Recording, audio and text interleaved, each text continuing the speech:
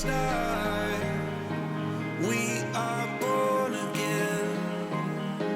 Open your heart. Spend this time in your head. Hello, everybody, and welcome back. Today with me, I have Miss Emily Penton. Some of you should know who she is. She's on Instagram as Carnivore Minds. She is Center of Brilliance. She's a lot of things. We're streamlining into one name soon. But Emily, thank you so much for coming and talking with me today. I'm so excited to have you here and to share your story with everyone.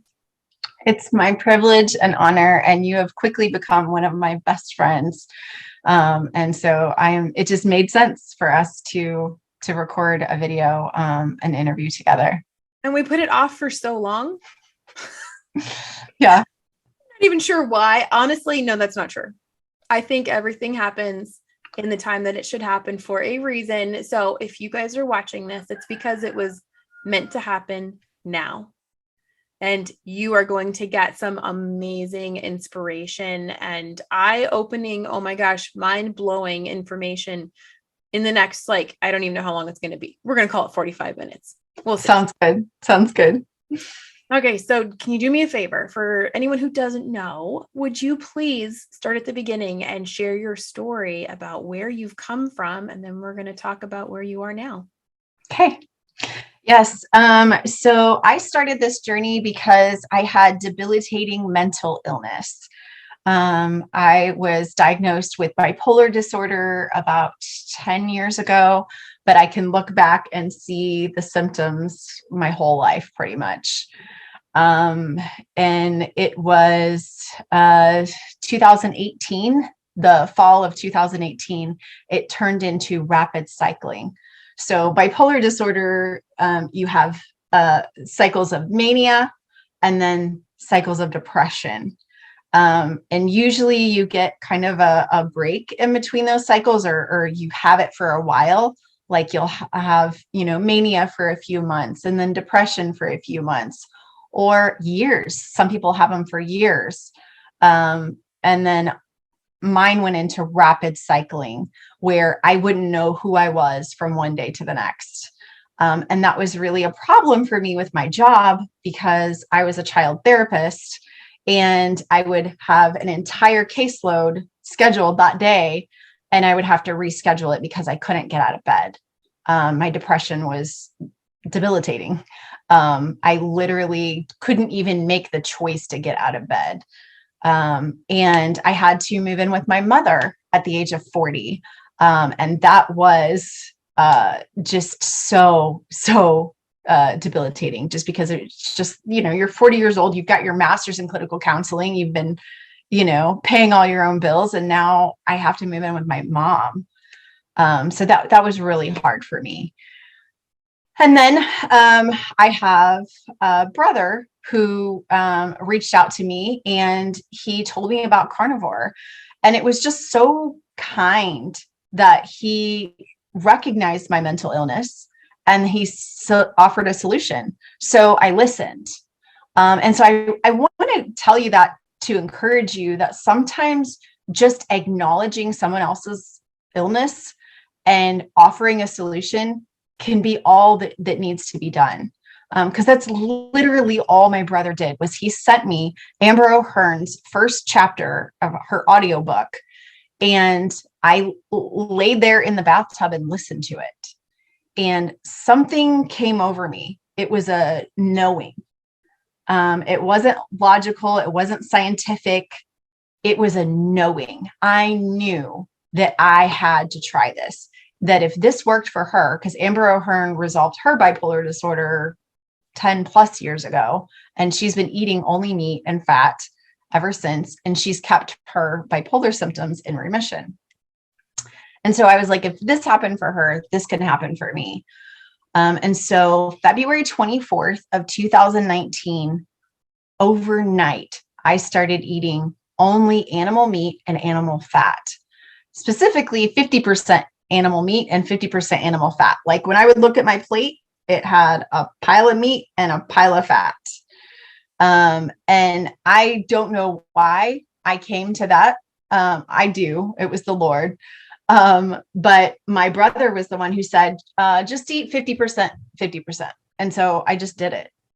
And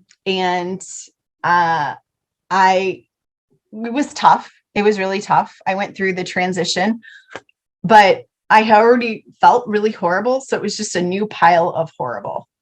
It was just like, okay, I already had aches and pains, and I already was miserable and had low energy. So it was just more of that. I went through the first few weeks, and then at the end of the third week, I felt hope. I felt joy, and it was a glimpse. It was 10 minutes. It was this tiny little thing, but it was such a contrast to my absolute misery and this like almost like a rainy day. It was just this little spark of light, like sunlight. And I had hope. And I was just like, ooh, like I didn't even know I was capable of having this feeling and having this experience. And it went away. And then I was like, well, that was cool, you know? And then the next day it happened for 15 minutes. And then it went away, you know? And then it just progressively got more. And I got to the point where in April of 2019, so I started this February 24th, but in April of 2019 was my last manic or depressive episode. And it has been 3 years now, 3 years of no bipolar symptoms. And I was on quite a lot of medication. I was on, at my most, 900 milligrams of lithium, 80 milligrams of Prozac, 80 milligrams of Adderall just to get out of bed every day, and Ambien to sleep every night. So I was seeing a psychiatrist before, during, and after all of this. And he started to taper me off of my meds. And my last psych med was September of 2019. So that in itself is crazy. That in itself is amazing. And it just shows how your body can heal whenever you get the vitamins and the nutrients that your brain needs, and you clear out the inflammation from the sugar and the carbs, because that's what I was eating, is cookies and ice cream and pizza and ramen noodles, and I was not eating anything healthy. But the weirdest part about my story is that 3 weeks in to me eating this way, I was hospitalized. And I had acute dysphagia where my throat stopped swallowing. So a logical person would say, oh, I just started this new meat diet and now I can't swallow. Maybe I should stop. But I didn't. I had this knowing that this was the answer, that this was where I needed to be. And my logic was mind over body. Like, if my mind is right, I can handle whatever else is going on with my body. I don't care. Through the hospital stay, I was there for 7 days. They did multiple MRIs, a lumbar puncture, and blood tests, and they diagnosed me with multiple sclerosis. And then is the day after I got released from the hospital, I couldn't walk without an assistive device. I had delayed and slurred speech, and I had more significant brain fog than I've ever had. So here I am, less than a month into this new way of eating. And not only am I still experiencing bipolar episodes, I have multiple sclerosis. So I was either going to the psych ward or I was going to the nursing home. Like, those were my options. And because I'm living with my mom, I can't work. And I had this knowing, and I just kept eating 50% animal meat and 50% animal fat. I started learning about myelin, the myelin in your brain, whenever it's deteriorated with the MS, that it needs fat. And so I was like, I'm already doing that. Like, cool. So I took the biggest gamble of my life, and I just kept eating animal meat and animal fat. And on May 9th of 2019, I had my last MS episode or symptom, and I haven't had an MS symptom since. So that's 3 years since I've had MS. So it is May 20th today. So May 9th, 3 years, I haven't had any MS symptoms. and they've done multiple MRIs and they've shown no new activity. And I've refused all of the MS medications. This doesn't work for everyone.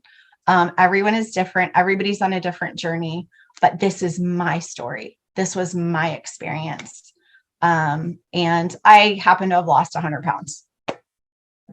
Just as a side note, I know, and I've actually heard you talk about your weight loss before. And one of the reasons that you never really like focused on it is because you actually loved yourself where you were. I loved my body. Yeah. I loved it. My butt was like a shelf.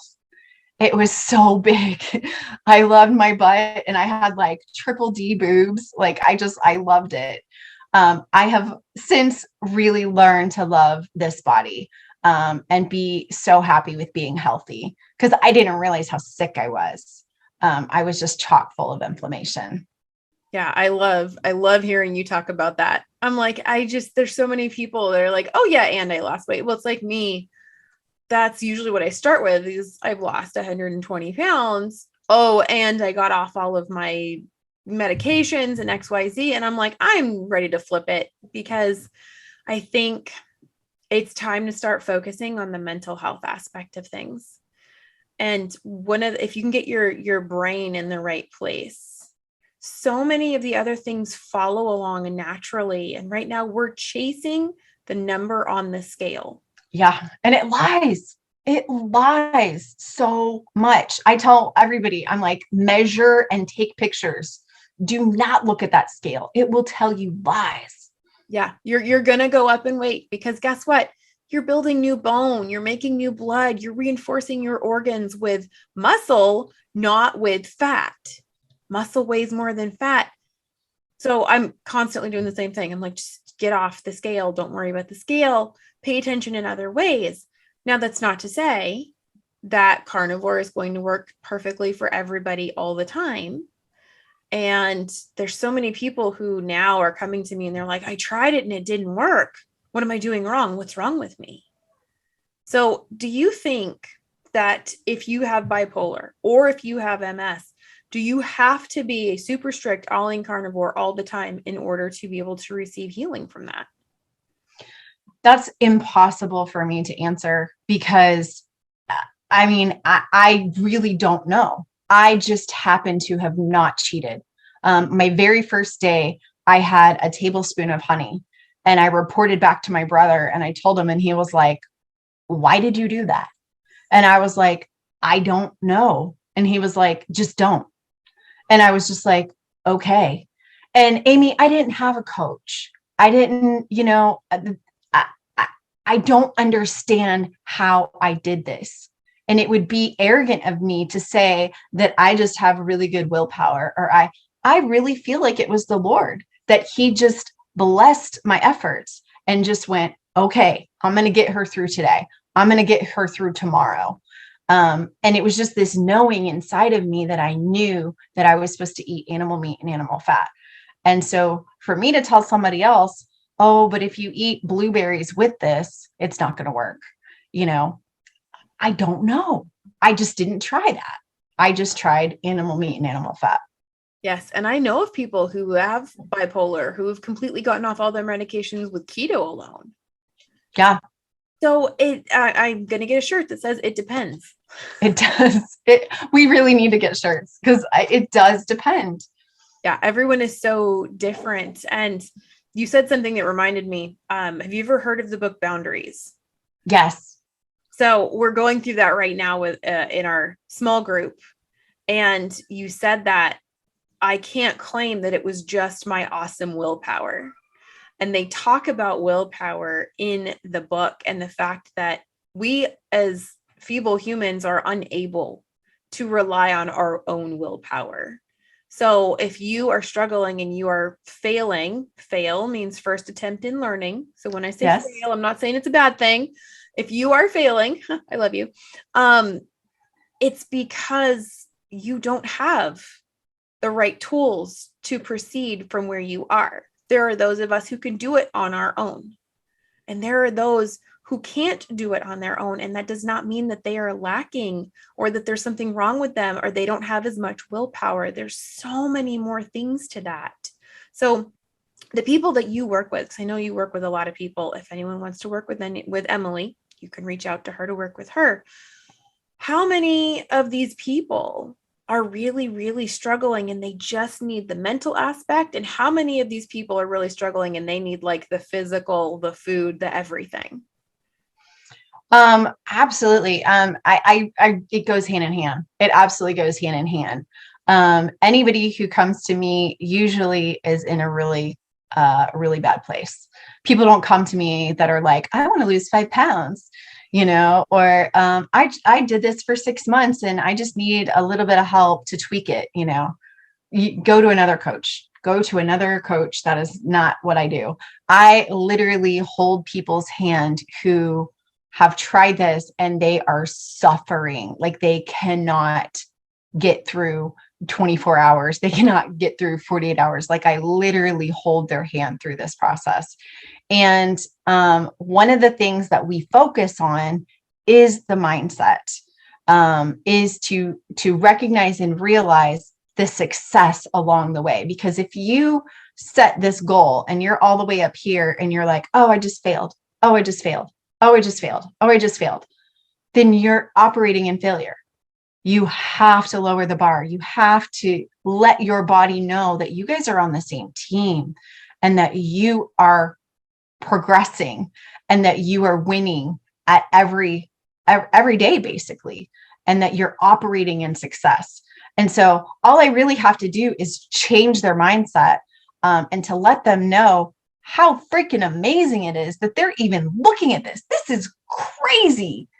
Keto, carnivore, compared to society, it is absolutely crazy for anybody to think of eating this way, but you're doing it.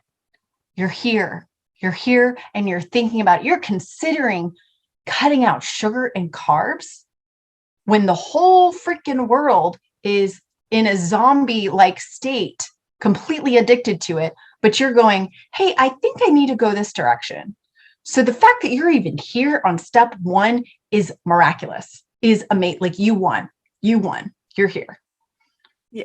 Ugh. But you just got to go one step further, and you have to go every day, just one step further. You can't jump off the whole list. Yeah. Amy Berger gave a presentation at Adapt Your Life in Atlanta. Yeah.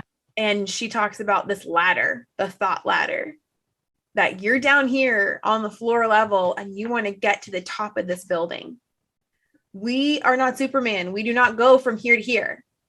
It's impossible to do that. You have to climb the ladder one rung at a time. And a lot of that ladder is completely mental.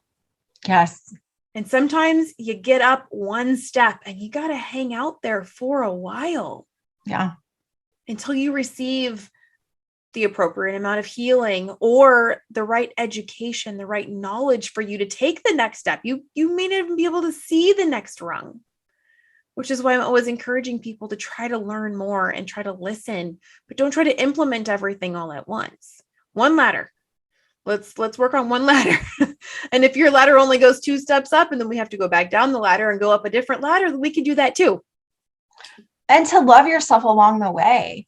I mean, I really learned that whenever my brain started clearing out, my natural instinct is to just love myself and to celebrate myself and to just go, wow, way to go.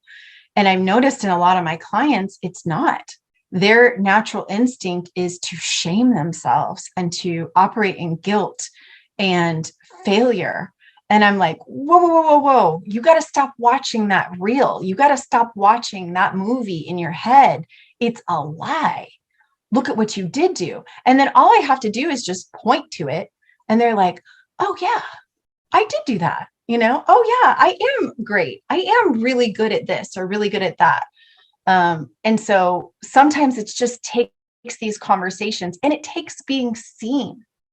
It's one thing to watch stuff on YouTube, but to have a community of people who know your name, who say, hey, Amy, how are you doing today? How are you doing this week, Amy? What about that one thing that you were worried about? How's that going? Did you get off of the diet soda? Did you get off of the this? Just to know your name. I think that's everything. Yes, I loved you did a live today with Jimmy Moore talking about his book. We can promote that book for a minute because I loved the way that you said I could read this book as Emily. And that, oh my gosh, like I got goosebumps all over my body. I'm going to let you guys know and be completely honest. I am one of those people who was living in that negativity and I only saw my feelings. And I put up a video the other day about my theme song, the song that I love. I love it. Because it literally took me this long to feel like I had worth. I'm 41 years old and it took me this long to feel like I was worth fighting for just for me. And now with everything that's going on in my life, like chaos is breaking loose and I'm doing everything in my power to focus on the good, to find the good, that little nugget. So we can talk about Jimmy's book for just a minute because listening to that this morning, I was like, I need to get 2 of those books. Yeah. OneStepDeeperJournal.com. Or you can just look it up on Amazon, One Step Deeper Journal. The foundations, Jimmy Moore and Brittany Lee Davis.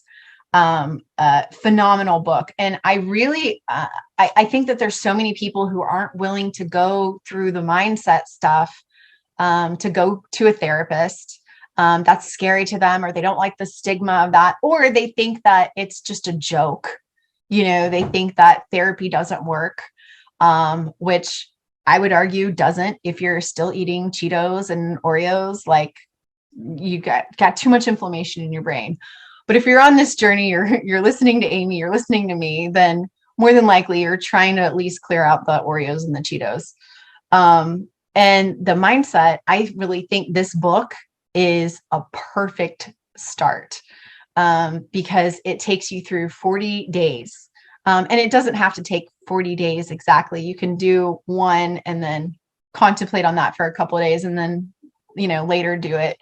But what I really like about it, and the reason that I really felt so like it was for me, was because they give you space to write. They give you questions at the end of every day, and then they give you space to write. And so you're able to write your own story. Y'all, there's something powerful. There's something spiritual. There is something supernatural about writing your thoughts on paper.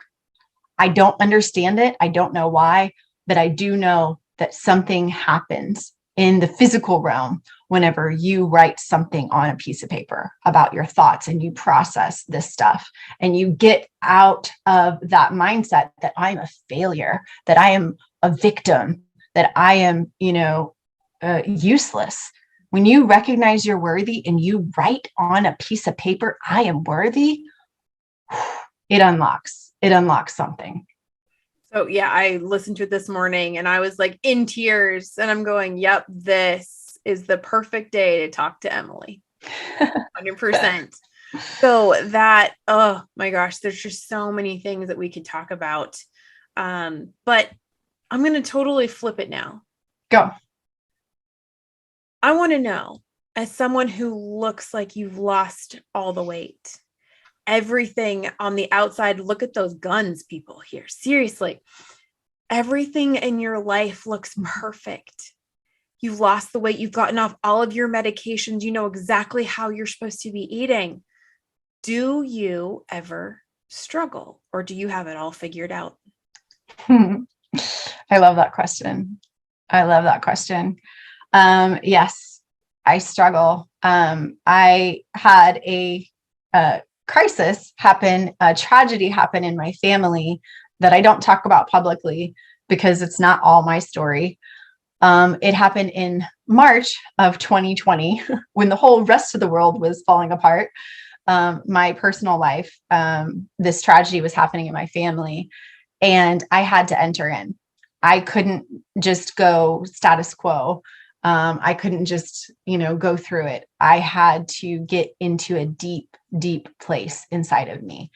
And I really pushed in, went into more prayer, more meditation, got very intentional about recognizing how worthy I am and nurturing myself, because I wasn't nurtured properly. And so I was able to nurture myself and to heal myself. And I was able to get through that tragedy, and in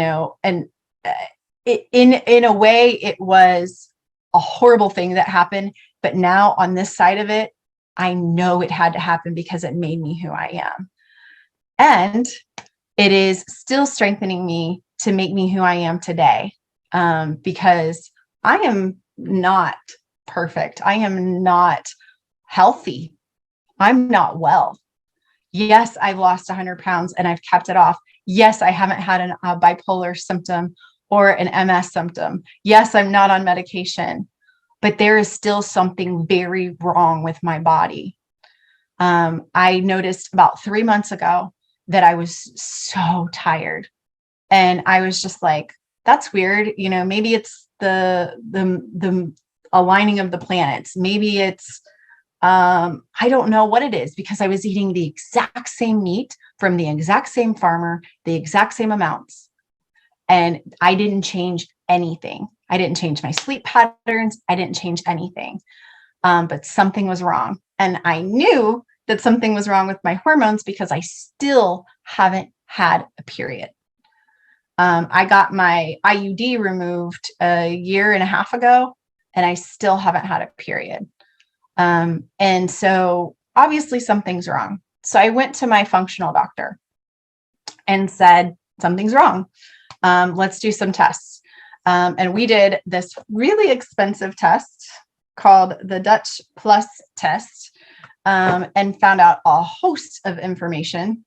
I cannot even wrap my mind around all of it. But we found out that I have low estrogen, like stupid low. Like a person my age should have anywhere from 35 to 70 estrogen. Someone post-menopausal should be for anywhere from 4 to 15. I'm 3. My estrogen level is 3. Now, did carnivore cause that? No. That's what I've been dealing with. And I'm so thankful for carnivore that it has sustained me this long, that I haven't lost my mind, that I haven't totally shut down. And we found out that I have low cortisol. And so I have adrenal fatigue. And I am signed up with Danny. Unfortunately, she's booked out, and I can't get into her until August, because my chiropractor, my functional medicine doctor is amazing, but he doesn't understand carnivore. And so I needed him to get me started on all of this. And I needed Danny to help me with the carnivore aspect of it. But the first thing that I learned on all of this from my doctor and from Danny was that I can't listen to my body. And that was so hard for me, because I've been listening to my body and I've been eating intuitively for years. I've been eating one meal a day. And then recently I started eating one meal every other day. So I've been doing this rolling 48-hour fast. And I got really caught up in that fad, or that idea of, the 48-hour fasting. And I felt great until the 3 months where I crashed. And who's to know? That's possible. It is possible that my fasting is what caused my adrenals to shut down and to not be doing well. But now I eat 3 meals a day, and I eat like it's my job. Like, it is so difficult for me to eat. No, I'm not perfect, and I struggle every day, and I am still struggling, and I'm going to keep struggling, because I'm going to keep sharing exactly what I'm going through with everybody. Yeah, I love that. And I think that it's super important for anybody who is struggling to be honest about it.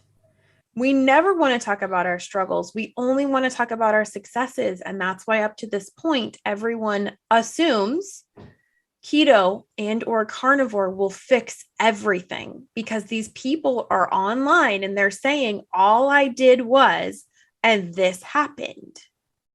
Now, I think a lot of those people probably don't have the same trauma in their past that a lot of other people do have, which could be one of the reasons that I was able to lose as much weight as I did. I never really fully developed any, like I had depression. It was bad, but not on the level that yours was. I didn't have the trauma from my past. I had like the perfect childhood, like in a Hallmark movie. Nothing bad happened to me until I was in my 20s and 30s.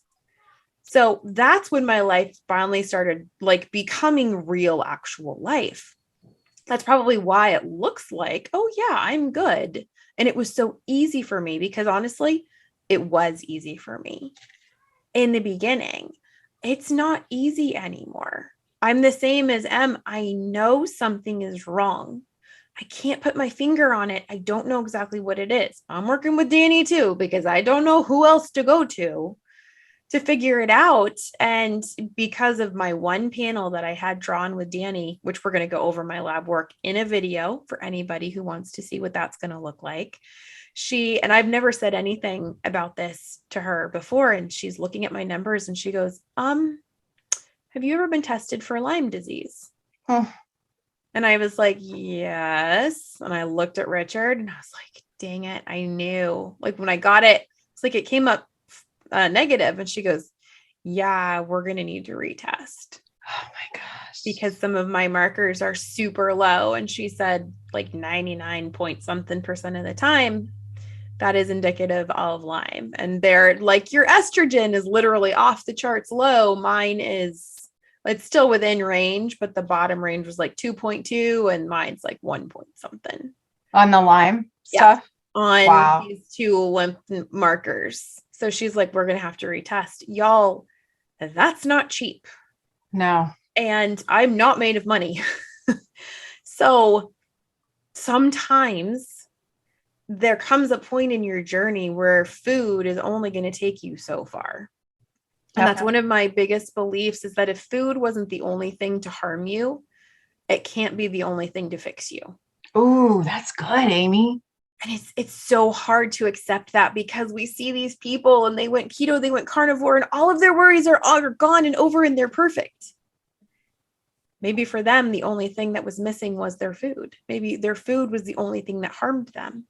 What about illnesses that you've had? What about medications that you've taken? What about trauma that you have in your past that has been not dealt with? It's been buried. It's been covered up. The mind controls the body. And tell you yourself these negative things about you're not worth it. Your body hears that. And it goes, why would I try then? So I love finding my people that are struggling, that are going through the same thing, even if it's totally different. Well, I don't have a period either, but that's because I don't have a uterus. Yeah. So, you know. Well, and also one of the things in my discovery was with adrenal fatigue was someone said, did you have anything, any high stress moment? And I remembered back to that tragedy in March of 2020. And I was like, yeah, my heart stopped beating. Like I felt like all the air had come out of my lungs in that moment. And I felt like I was going to die of a broken heart in that second. And so, but our body doesn't know that it was an actual, emotional response. My body thought I was being chased by a lion. My body thought, oh my gosh, this is it. Emily's going to die. And I felt like that for 1 year and 9 months. And so I really was in survival mode for 1 year and 9 months.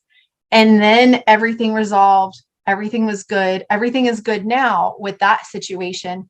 But now my body is catching up and going, okay, we can't go anymore. Like we can't.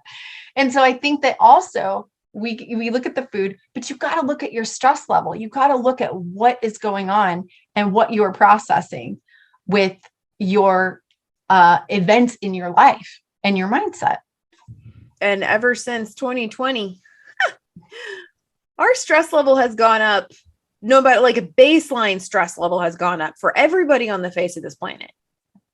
And it's going to keep going up. Exactly. Add on top of that your individual crises, and add on to that whatever happened in your past that you still haven't dealt with. It's just going up and up and up. I don't foresee things getting a whole lot better anytime soon. No. So learning how to deal with these tragedies, learning how to deal with the underlying current of I'm not worth it, I am a victim, I was, like you said, not nurtured. There's so much more to it than just the food. I used to truly believe that food was the foundation of everything. And now the more that I'm learning, I think it is a fantastic tool. And Yes. for some people, it is necessary to do the food first, because your brain never would have cleared out enough to be able to tackle the next step. Nope. But for some people, it has to be all about the mental mindset. It has to be about things that you cannot put into your face to affect and dealing with that. So sometimes we have to shift, and it's not all about the food, but there's so much more to it. And I have to say, I think it's really important that we have this conversation publicly, because I was devastated. I text you. I was devastated when I heard this. And I was just like, no, like more healing. Like, how is this possible? Like, I was so mad. But now I think it's really important to say this out loud so that you don't get mad whenever you guys go through this stuff, and to realize that healing is a process, and we have no idea what we're healing from generationally, environmentally. We have no clue it's a miracle that we're alive every single day. It's an absolute miracle that we're able to function and speak and do what we have been doing for as long as we have. And so it's a process, and you have to love yourself where you're at on this process. Yes, I completely agree. I couldn't have said it better in any form or fashion. You guys are not alone. That's the bottom line. I mean, Emily has community meetings on Saturdays just so that people realize that they're not alone. If you are so terrified by what's going on in your world, you can't leave your house. You can join these meetings with the camera off, with the microphone off. Yes. You don't have to open up the chat box. Nothing. You can listen to someone who's been there and who understands and who knows how to feel your pain, because they felt your pain. And I think that is what we need more than anything right now. I think we've got to get away from the dogma of, oh, you're not eating hard enough. And, there's going to be the people who are going to listen to your story and go, well, you just haven't given it enough time. So is those people. Maybe there's more to it than that. And I want to encourage anybody who feels like you're alone, who feels like you're struggling, or who's getting mad that your body is not playing nice, to reach out to one of us, because you're not alone. Mm-mm. I think forming our community, banding together for what is coming, whether it's personal or whether it's on a grander scale, is the only way. I think it's the way that we were meant to live life, is together. Yeah. In communities. We shouldn't be trying to do any of it by ourselves. So finding your people is honestly like the takeaway I want each of you to have from this video. Is I want you to find your people who can hear you and who can see you for who you are and can see the good in you when even you can't see it yourself. We will gladly point it out to you because we can see it. Yep. Clear as day. Yeah. Clear as day. Emily could look at a wall and she could make the wall feel amazing about itself. Because let me tell you, she has this gift to look inside of anything inanimate or living and find the good in it. Like, this woman amazes me, people. I am so blessed to have her in my life, and I'm excited to see what the future holds for all of us, because I think it's going to be amazing. It's going to be a miracle that we survive. We've survived this long. You know, the whole world is trying to poison us between food and chemicals and medications. And the fact that we've made it this far is incredible.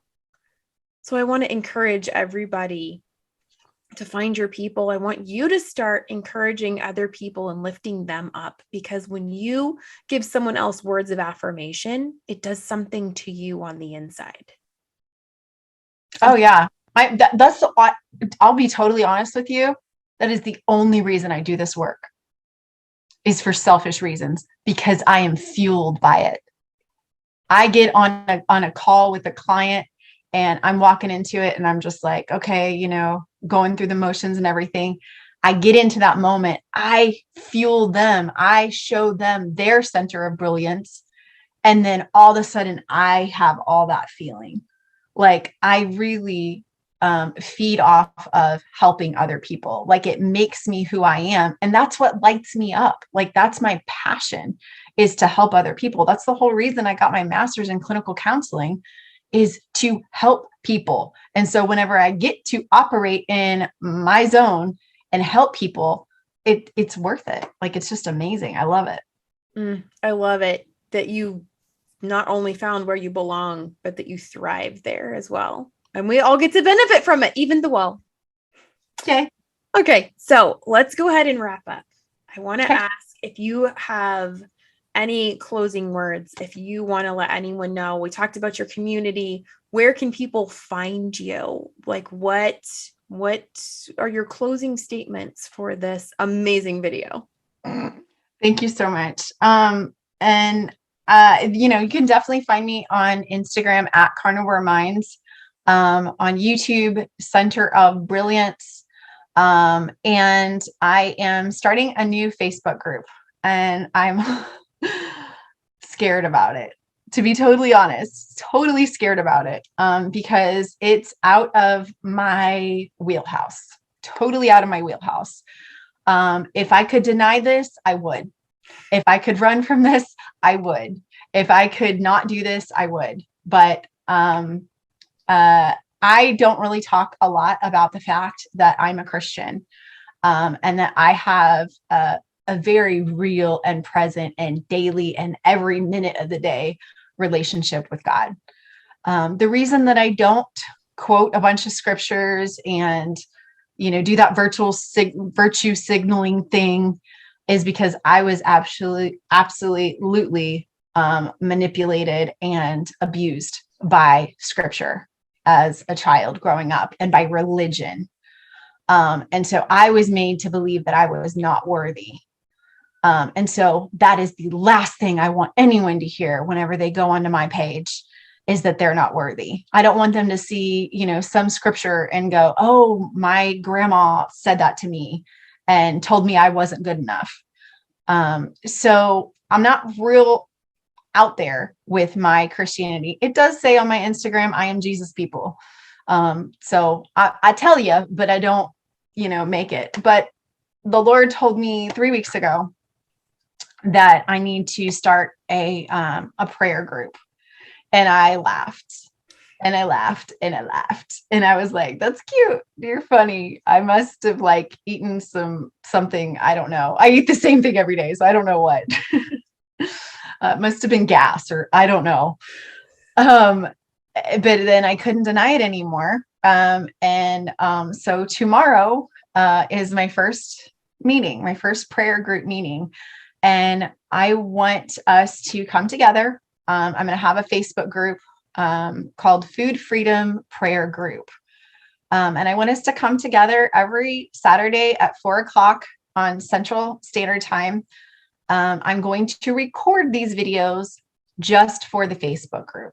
I am not going to put them up on YouTube because I don't want everyone sitting there just scrutinizing I want it to only be people who are really there for the right reasons, who are willing to come into the Facebook group. And I am recording it because I recognize that this is on a global level, that we need to pray right now, that things are happening that we don't understand in the spiritual realm, and we can't fight it in the physical realm. We can only fight it in the spiritual realm. And I believe that we need to pray for food freedom. We need to pray that God is able to break the addiction of sugar and carbs on not only his people, but even the people that don't claim him as theirs. That he needs to empower the pastors to not be addicted by sugar and carbs. That he needs to enable and strengthen the farmers to be able to have food freedom, to be able to bring us our food, the ranchers, to be able to bring us our meat, the trucking. We need to pray over the trucking. We need to pray over so many things. We need to pray over the doctors, that God would anoint them to make the right decisions and do the right things. We need to pray over our government officials, with the whole focus on food freedom, because I really believe that there is something about our food, and that it is very important for us to protect that, because if we don't have food, we have nothing. And I see the writing on the wall. I see that it's coming down. And I really feel led to pray. And I am just a girl from Southeast Missouri. I don't have any degree in anything for spiritual stuff or theology. I'm just going to talk to my God publicly. If you want to come, great. If you want to get off mute and you want to pray, bring it. I don't care if we're praying to, whatever, however you want to. I mean, I was filled with the Holy Spirit when I was 13, so who knows what's going to happen.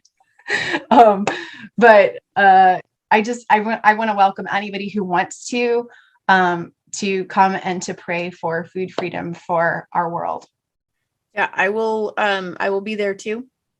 Emily told me about it.